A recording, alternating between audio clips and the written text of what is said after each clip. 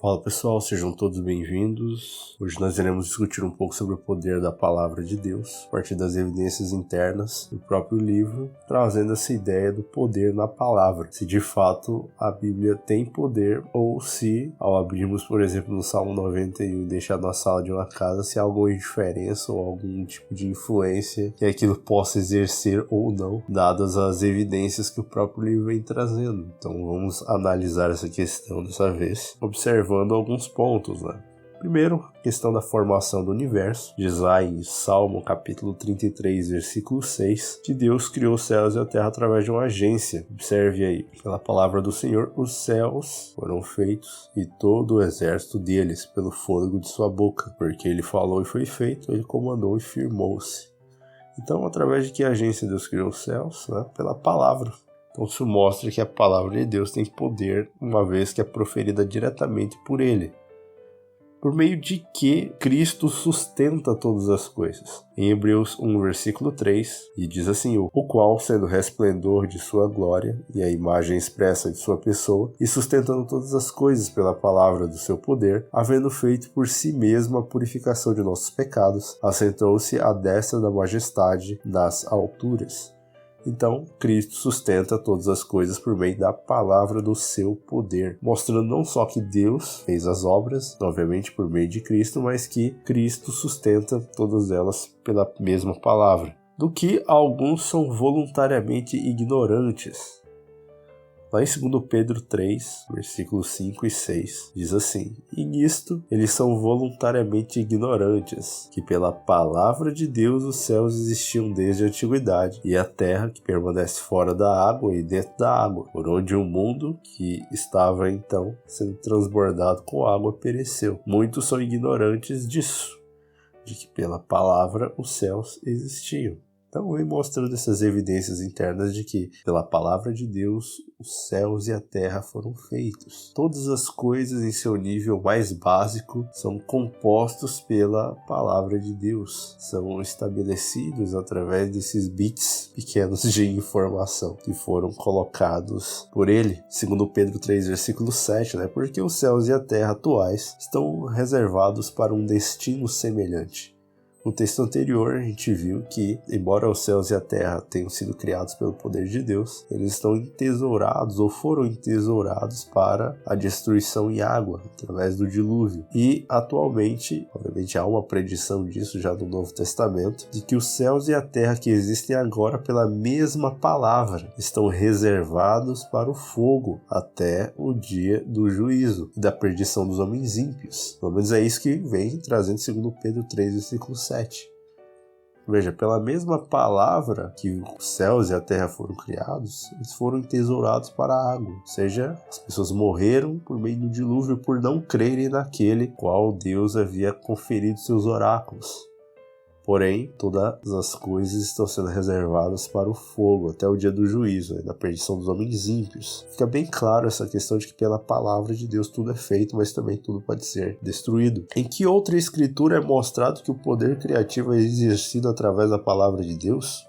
Salmo 148:5 diz o seguinte, louvem o nome do Senhor, pois ele comandou e foram criados. Quer dizer, Deus, através do seu poder, criou todas as coisas porque ele falou e tudo se fez, né? Ele ordenou e tudo passou a existir. Que mudança é operada naquele que está em Cristo? Olha só que coisa interessante feita a partir da palavra de Deus e do seu poder. Em 2 Coríntios 5, verso 17, diz assim, portanto, se algum homem está em Cristo, ele é uma nova criatura e as coisas velhas são passadas, eis que todas as coisas se tornaram novas. Há uma mudança interna que é operada pelo lavar regenerador de sua palavra. Ou seja, a palavra de Deus sim tem poder, só que não um poder de amuleto, nesse sentido. Quer dizer, o fato de uma pessoa deixar a Bíblia aberta em Salmo 91, na sala de estar, de fato tem tanta influência quanto uma Bíblia em latim no topo do alto de um mosteiro, a Bíblia acorrentada. Ali, a influência que aquilo exerceria é tão igual quanto de uma Bíblia sem uso, né? Porque o poder não está no livro, mas o poder está nas ideias, uma vez entendidas e praticadas, a tal ponto de que pela palavra a pessoa esteja em Cristo,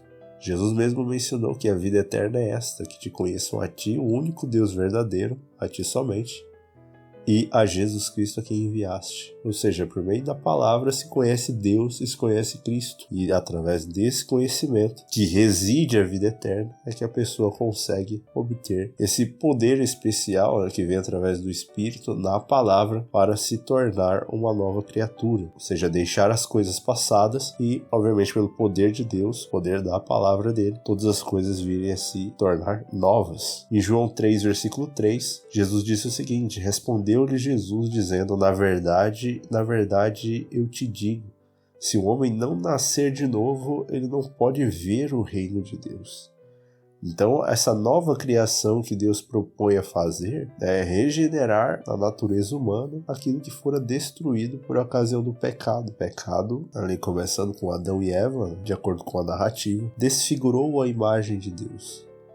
E Deus, por meio de sua palavra, então ele se propõe a fazer com que o homem nasça de novo à semelhança do seu filho. Ou seja, Cristo, quando encarna, quando vem à Terra, ele já nasce do Espírito. E a partir da unidade entre a natureza divina e a natureza humana, Cristo viveu uma vida perfeita e de acordo com a obediência correta à lei divina, agradando a Deus e cumprindo todos os seus mandamentos. E nos propõe que nós nasçamos de novo com base em sua palavra e também no seu poder.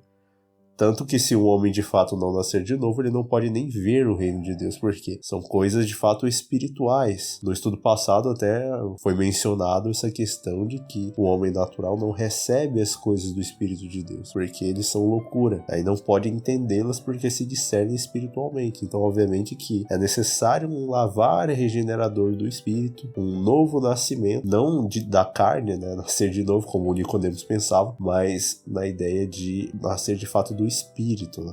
Algo espiritual pode fazer com que a pessoa, de certa forma, mude, não só em relação aos pecados que ela cometia, né, que agora ela confessa e deixa, mas em relação a uma nova vida na prática do bem e das coisas concernentes à palavra de Deus. Através de qual agência essa nova criação ou novo nascimento é realizado? De acordo com 1 Pedro 1,23, assim o apóstolo diz, tendo nascido novamente, não de semente corruptível, mas da incorruptível, pela palavra de Deus que vive e permanece para sempre. Então, esse novo nascimento é mediado por uma semente não corruptível. E, obviamente, ele vem pela palavra de Deus. Então se vê a importância da aplicação da Bíblia na existência e não deixá-la como um amuleto ou como algo de sorte, né, que vá abençoar a vida, mas sem uma leitura, um estudo de fato, conforme foi mencionado no estudo passado, mas de fato a aplicação da Bíblia, né? Tornai-vos, pois, praticantes da palavra e não somente ouvintes, enganando-vos a vós mesmos. Qual é o primeiro mandamento criativo registrado na Bíblia? Qual foi o resultado? De acordo com a própria Bíblia, no livro de Gênesis, capítulo 1, versículo 3, né? A primeira coisa que foi criada em si foi a luz. E disse Deus, haja luz, e houve luz. Então se vê o poder da palavra de Deus já desde o início. Que conexão existe entre a criação da luz no princípio e a luz do Evangelho? O próprio Jesus disse que nós, os crentes nele e em Deus, éramos a luz do mundo. E em 2 Coríntios 4:6 diz o seguinte, porque Deus, que ordenou que a luz brilhasse das trevas, brilhou em nossos corações, para dar a luz do conhecimento da glória de Deus na face de Cristo. Então o mesmo poder que criou a luz no passado, atualmente procura brilhar nos corações, para dar justamente não só a luz, mas a luz do conhecimento da glória de Deus. Quer dizer, conhecer a Deus na face de Cristo e conhecer a Cristo. Por isso que se volta naquele ponto, né, João 17:3, que o conhecimento da vida eterna é um ponto de salvação. E a vida eterna é esta, que te conheçam a ti, o único Deus verdadeiro, e a Jesus Cristo a quem enviaste. Então se vê claramente isso, que há de fato um poder na palavra de Deus, mas um poder que vem a partir da prática, a partir da permissão que se dá à atuação do Espírito de Deus, no sentido de fazer brilhar essa luz nos corações das pessoas que estão com o discernimento aberto e que procuram um novo nascimento nele, através do poder da sua palavra. Por que as pessoas ficam maravilhadas ou ficaram maravilhadas com os ensinamentos de Cristo quando ele proferiu, né, ali naquele período em que ele esteve na Terra? Lá em Lucas 4,32 diz que muitos se maravilharam, né, e eles se maravilharam da sua doutrina porque a sua palavra era com poder. E o próprio Cristo mencionou que ele não fazia nada de si mesmo, mas ele dizia aquilo que ouvia diretamente do Pai. Então é bem claro que todos se maravilhavam porque a doutrina exatamente não era dele, mas era diretamente vinda do Pai. A palavra era com poder. Isso nos mostra o porquê que a Bíblia, ela, uma vez entendida, ela transforma a vida das pessoas. Não importa a condição, se a pessoa fez erros no passado ou tinha uma vida depravada, simplesmente há uma correção daquilo porque a mudança é interna. Ela começa no caráter. E, na volta de Jesus, ocorrerá uma mudança física, que de acordo com 1 Coríntios 15, versículos 51 a 53, se refletirá posteriormente na transformação do corpo, agora incorruptível, na semelhança do corpo de Cristo. Então é essencial percebermos que há poder na palavra de Deus, mas o poder de fato reside nas ideias aplicadas, ou seja, na questão de ouvir e guardar a palavra de Deus. Jesus havia mencionado que aqueles que permanecem em sua palavra, guardam, né, não somente ouvem, são como aqueles que constroem por sobre a rocha, e vindo a tempestade, os problemas, simplesmente aquela casa subsiste, porque está bem alicerçada no fundamento, e a rocha é o Cristo, e os ensinamentos a sua própria palavra. Por outro lado, se ela ouve, mas não pratica, é semelhante àquele que constrói na areia, e aí é levado por qualquer vento de doutrina ou tempestade que possa vir. Então as pessoas elas ficavam de fato maravilhadas por causa do poder que a palavra de Cristo possuía, o poder de Deus diretamente vindo do seu Espírito.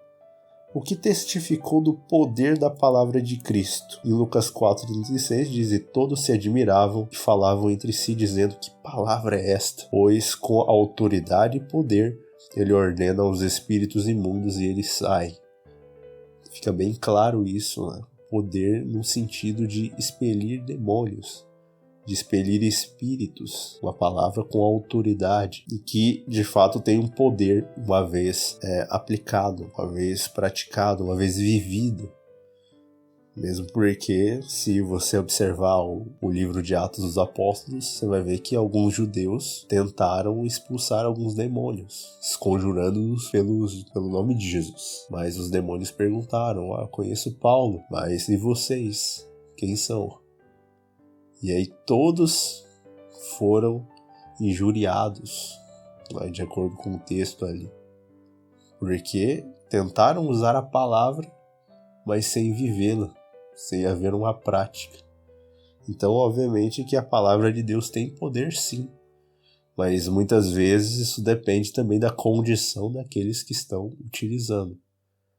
Então tem todas essas questões. O que testifica de fato o poder da palavra de Cristo é essa autoridade que vem a partir do Pai, do Espírito do Pai diretamente.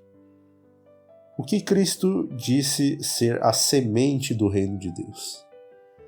Veja que, para que haja um novo nascimento, tudo isso brota por uma semente. Obviamente em sentido figurado, porque a fé vem pelo ouvir e ouvir a palavra de Deus. E Jesus contou uma parábola dizendo que a semente é a palavra de Deus.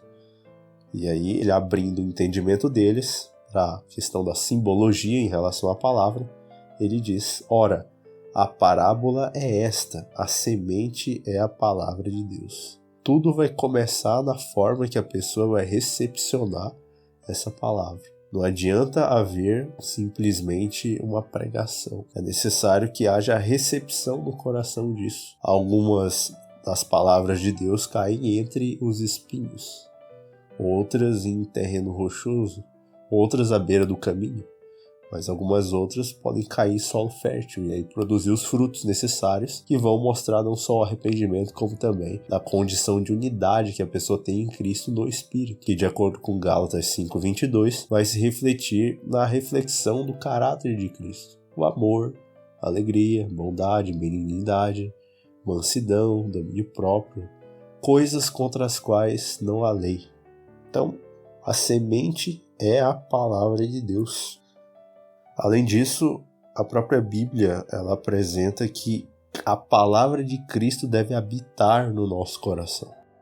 Em Colossenses 3,16, Paulo diz assim: a palavra de Cristo habite em vós abundantemente em toda sabedoria, ensinando-vos e admoestando-vos uns aos outros com salmos, hinos e cânticos espirituais, cantando com graça em vosso coração ao Senhor. Então, mais uma vez aqui, a Bíblia mostrando a importância e o poder da palavra de Cristo, que deve abundantemente habitar em toda sabedoria e no nosso coração. Só que isso só é possível se de fato os requisitos forem cumpridos. Enfim, a gente viu no estudo passado. Se alto clamardes por sabedoria e buscardes o conhecimento como prata e ouro escondidos, então acharás o conhecimento de Deus. Então tem toda uma questão que envolve não só ouvir, mas o meditar, o estudar, o remoer de fato a palavra de Deus em si, para que esses conhecimentos permaneçam e venham automaticamente a ser praticados. Tudo na graça e no poder do Espírito de Deus. Então todas essas pessoas que acabam deixando a Bíblia de lado, não estudam, preferem ficar pegando pregações prontas, não se aprofundam na palavra de Deus, infelizmente tudo isso vai ficando para trás. Ainda que o ouvir seja o aspecto inicial, mas cada pessoa tem que ter uma experiência com a palavra de Deus no sentido de estudo, porque isso é que garante de fato que a palavra de Cristo habite no coração do crente. Quanto mais você ensinar a Bíblia para as pessoas, mais beneficiado você fica, porque é a partir disso que a palavra vai sendo gravada. Então não vai ficar simplesmente nas páginas, mas estará no seu coração. De que adiantaria Deus escrever a lei dele nas pedras, uma vez que, de acordo com Hebreus 8:10, ele deseja escrevê-la nas tábuas do coração e na mente, mas isso é um estudo mais para frente. Então, vamos ver uma coisa aqui bem importante, o que Cristo disse dos judeus incrédulos a respeito da palavra de Deus. Lá em João 5, verso 38, diz o seguinte: e a sua palavra não permanece em vós, porque vós não credes naquele que me enviou. Por que a palavra de Deus não permanece em muitas pessoas? De acordo com esse texto, é porque não creem em Deus, não creem no Pai. Então, pelo fato de não terem o Pai como sendo Deus, a palavra não vai permanecer, porque há um princípio de idolatria. O que está escrito na lei? Não terás outros deuses diante de mim. Obviamente que a lei é do Pai, então obviamente que sem uma crença em Deus, sem que haja fé, é impossível agradar-lhe e é impossível também que a palavra permaneça. Você vê algo que, de fato, os fariseus eles tinham. Eles estudavam a Bíblia, entendiam, como foi mencionado no estudo passado, mas pelo fato de eles estudarem, mas não crerem em Deus do jeito correto, a palavra não permanecia neles e o resultado foi que negaram a Cristo. Como a palavra de Deus opera no crente? Isso aqui é a chave.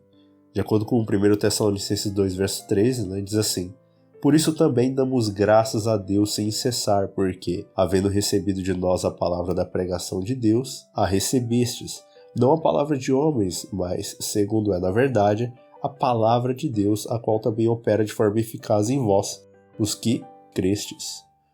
E crer, para quem entende o contexto mais antigo, não significa simplesmente a crença intelectual, onde você recebe a palavra intelectualmente, só. Mas ela envolve um componente prático, no sentido de entender na questão de praticar, entende? Então, tem todas essas questões que envolvem essa operação da palavra na mentalidade. Então, obviamente que Deus, ele quer que nós creiamos nele e assim tornemos a sua palavra eficaz na nossa existência, e não algo em vão. Que natureza é transmitida através das promessas de Deus? A Bíblia é cheia de promessas, e a natureza divina é ofertada àqueles que assim creem nele. Lá em 2 Pedro capítulo 1, versículo 4, diz assim: pelas quais nos são concedidas grandíssimas e preciosas promessas, para que através dessas possais ser participantes da natureza divina, havendo escapado da corrupção que há no mundo através da concupiscência. Então, o que acontece pelo fato de nós já nascermos com as tendências herdadas para o pecado, crendo nas promessas de Deus e nascendo do Espírito, nos tornamos participantes da natureza divina de Cristo, que é justamente o componente que ele veio nos oferecer e no qual reside a nossa salvação. Porque Cristo, quando veio também com uma natureza, como diz a Bíblia, Romanos 8:3 e também Hebreus 2:16, vem com a natureza humana semelhante à dos irmãos. Então, obviamente que ele não tomou a natureza dos anjos, mas tomou a natureza da semente de Abraão. Mas, ao mesmo tempo, ele tem a natureza divina por ser o Filho de Deus. E crendo em suas promessas, essa natureza divina é comunicada a todos os crentes, porque através dela é possível viver como Cristo viveu e vencer como ele venceu. Pelo que os crentes são purificados. Jesus disse para os discípulos, João 15, versículo 3, agora vós estáis limpos pela palavra que eu vos disse. Como pode um jovem purificar o seu caminho? A Bíblia também responde esse tipo de questão. Veja, o Salmo 119, verso 9 diz: com que meios purificará um jovem o seu caminho? Prestando atenção nisso, segundo a tua palavra. Ou seja, para nós, os jovens, como manter puro o nosso caminho dado um mundo de devassidão? Que olha para qualquer área da existência, desde a alimentação, a área de relacionamentos, finanças, a área espiritual, tudo corrompido. Como manter puro o caminho? E aí fala, prestando atenção nisso segundo a tua palavra.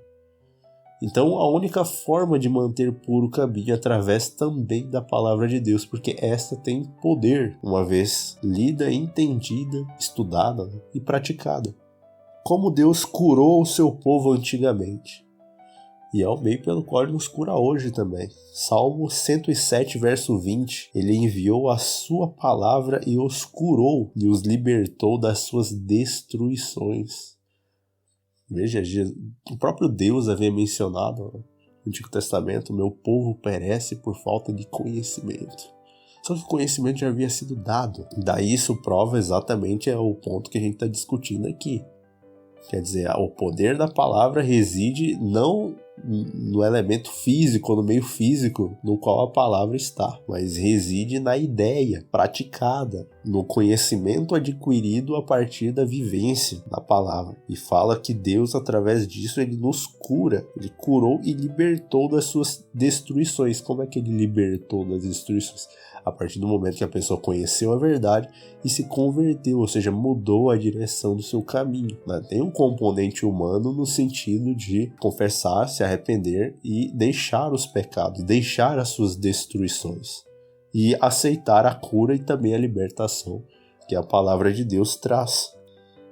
E aí vem trazendo na Bíblia, justamente o exemplo do centurião romano, que mostrou fé no poder da palavra de Deus, uma fé que não foi vista em Israel até aquele momento. Lá Jesus, em Mateus 8:8, mostra essa questão. E o centurião respondendo disse: Senhor, eu não sou digno de que entres debaixo do meu telhado, mas dize somente uma palavra e o meu servo será curado. Veja, a palavra de Cristo pode curar, mas exigiu-se uma crença. Exigiu-se uma ação humana no sentido de perguntar ao Senhor, no sentido do que ele deveria fazer. E a crença foi tão forte que uma palavra bastou e o servo foi curado.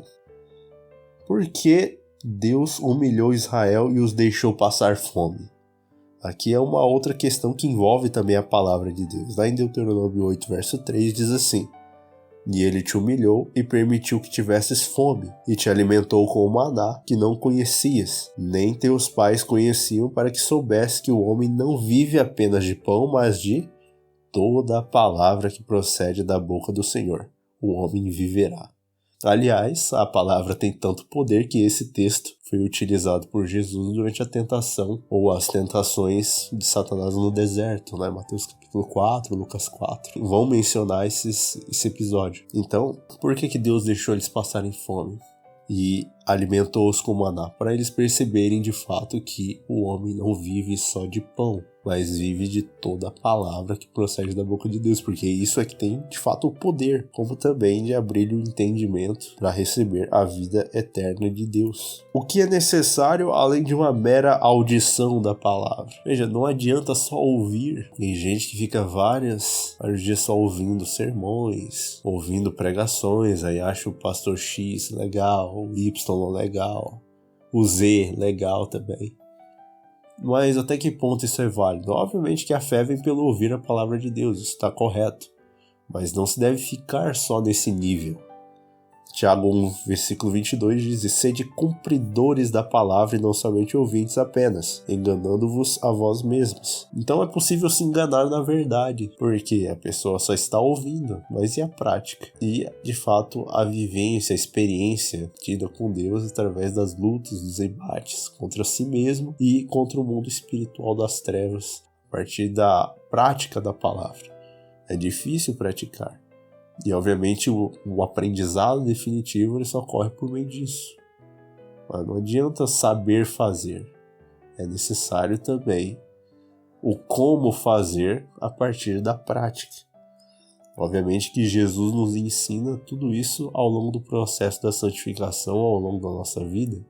Mas é necessário, sim, uma prática, né? Sermos cumpridores da palavra. Sermos cumpridores da palavra. Qual é o resultado de fazer a vontade de Deus? Em 1 João 2,17, o apóstolo João diz: e o mundo passa, e a sua concupiscência, mas aquele que faz a vontade de Deus permanece para sempre. E como é que se faz a vontade de Deus? A gente leu no estudo passado, João 7,17. Se alguém quiser fazer a vontade dele, conhecerá a respeito da doutrina, se ela é de Deus ou se eu falo de mim mesmo. Se precisa disso, precisa de cumprir a vontade de Deus através do conhecimento que a Bíblia, que a palavra de Deus traz. E, para nós finalizarmos, que poder tem a palavra quando escondida no coração, enraizada na mente? Salmo 119, versículo 11. Isso aqui é o ponto-chave. Filhinhos, essas coisas vos escrevo para que não pequeis. Se todavia alguém pecar, temos um advogado, Jesus Cristo, o justo. Quer dizer, tudo foi escrito para que nós não pequemos. E nesse texto aqui de Salmo, obviamente que eu citei aqui um texto de 1 João, se não me engano, capítulo 2, verso 1, mas em Salmo 119, verso 11, fica mais clara essa questão de não pecar a partir do uso que se faz da palavra de Deus, de permitir que ele atue, que a pessoa nasça de novo, obviamente abandone a vida antiga e permita que todas as coisas se façam novas. Diz assim, Salmo 119, verso 11: tua palavra eu tenho escondida no meu coração para eu não pecar contra ti. E em Salmo 17, verso 4, fala assim: quanto às obras dos homens, pela palavra dos teus lábios, me guardei das veredas do destruidor. Ou seja, a Bíblia, além de guardar da vereda do destruidor, uma vez retida no coração, praticada, ela também resguarda a pessoa para não pecar contra Deus. Porque agora é possível conhecer a sua vontade. Então fica muito claro isso. Salmo 119, verso 11. Tua palavra eu tenho escondida no meu coração para não pecar contra ti.